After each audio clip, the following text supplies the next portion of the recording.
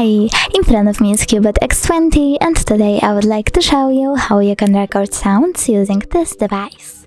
First of all, go into Menu, find Sound Recorder and click on it. Now you need to tap on this red button at the bottom left corner to start your recording, but firstly tap on Allow 2 times.